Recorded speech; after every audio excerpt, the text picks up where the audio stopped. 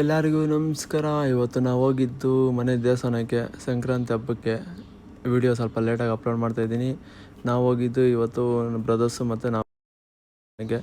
ಈ ಮನೆ ದೇವಸ್ಥಾನ ಎಲ್ಲಿ ಬರುತ್ತೆ ಅಂದರೆ ಗೌರಿಬಿದನೂರು ರೋಡು, ಚಿಕ್ಕಬಳ್ಳಾಪುರದಿಂದ 4 ಕಿಲೋಮೀಟ್ರು, ತಿಪ್ಪೇನಹಳ್ಳಿಯಲ್ಲಿ. ರೋಡ್ ಮಾತ್ರ ಮಸ್ತಿದೆ. ಆಮೇಲೆ ಹೋಗಿದ್ದೆ ಮನೆ ದೇವಸ್ಥಾನಕ್ಕೆ ಹೋದ್ವಿ. ಖಾಲಿ ಇತ್ತು, ನಾವು ಹೋದಾಗ ಫುಲ್ ಖಾಲಿ ಇತ್ತು. ಮಾರ್ನಿಂಗೇ ಹೋಗಿದ್ವಿ. ಆಮೇಲೆ ದರ್ಶನ ಎಲ್ಲ ಮುಗಿಸ್ಕೊಂಡ್ವಿ.